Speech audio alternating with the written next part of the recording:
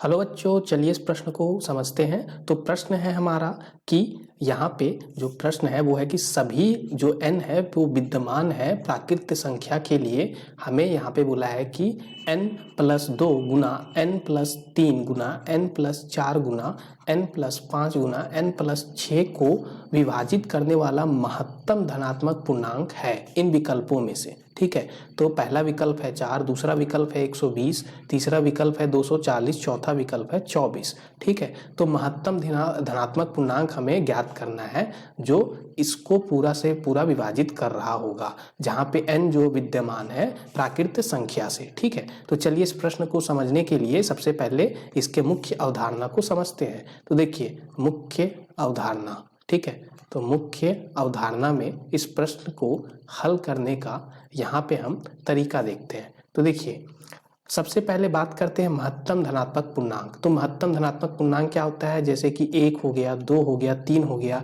ऐसे ही अनंत तक जाएगा तो ये महत्तम धनात्मक पूर्णांक होते हैं। सॉरी, यहाँ पे हमारा क्या होता है, ये धनात्मक पूर्णांक होते हैं। ठीक है, तो धनात्मक पूर्णांक ये सारे के सारे हैं, तो इनमें से जो सबसे बड़ा होगा, ठीक है, जो इस पूरे को विभाजित कर रहा होगा पूर्णता, उससे हमें यहाँ पे ढूंढ के इन विकल्प में से यहाँ पे ज्ञात करना है कौन सा विकल्प सही होगा। ठीक है, तो हमें इनमें से सबसे महत्तम धनात्मक पूर्णांक को ढूंढना है। ठीक है, इन धनात्मक पूर्णांकों में से। तो चलिए इस प्रश्न को अब देखते हैं। तो इसको हम लोग गणितीय आगमन से यहाँ पे क्या करने वाले हैं, हल करने वाले हैं इस प्रश्न को।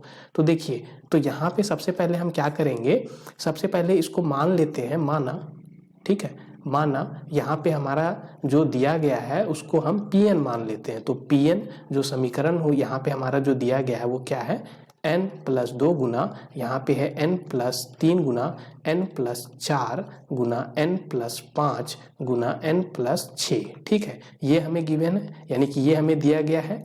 तो अब हम क्या करेंगे, यहाँ पे सबसे पहले बात करते हैं कि n बराबर 1 के लिए। ठीक है, तो n बराबर जब 1 होगा तब हम इसको यहाँ पे क्या करते हैं, देखते हैं कि ये कथन में क्या आ रहा है हमारा। ठीक है, तो किसका गुणज के रूप में हम इसको लिख सकते हैं, ये हम देखने वाले हैं। ठीक है, तो यहाँ पे 1 के लिए हम सबसे पहले यहाँ पे चेक करते हैं। तो 1 यहाँ पे अगर हम रखेंगे तो 1+2 क्या हो जाएगा, ये 3 हो गया, फिर ये क्या हो जाएगा, 3 और 1 4 हो गया, ये फिर क्या हो जाएगा, 4 और 1 5 हो गया, और ये 6 हो गया, और 1 7 हो गया।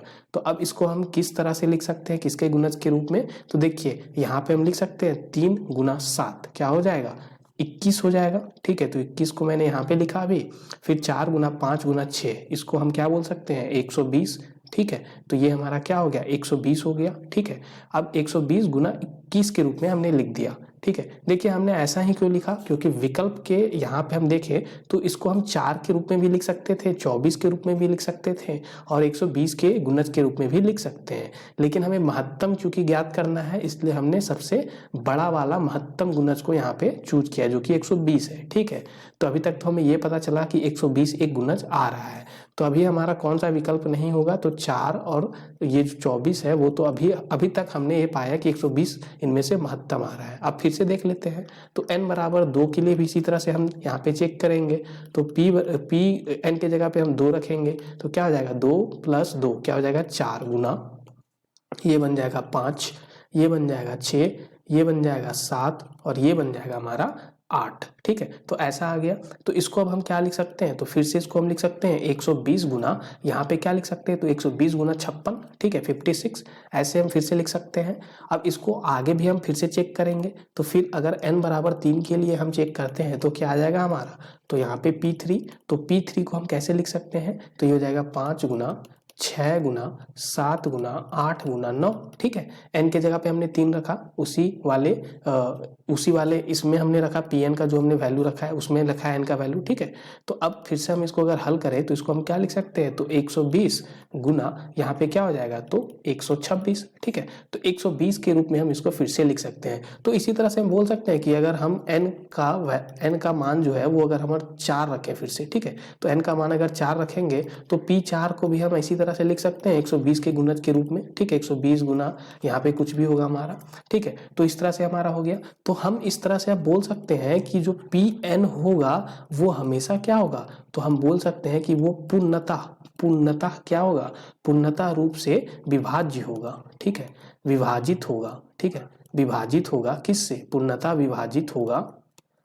विभाजित होगा किससे, 120 से। और 120 हमारा क्या हो जाएगा, महत्तम हो जाएगा इन विकल्पों में से। तो हमारा कौन सा विकल्प सही हो जाएगा, विकल्प बी। धन्यवाद बच्चों।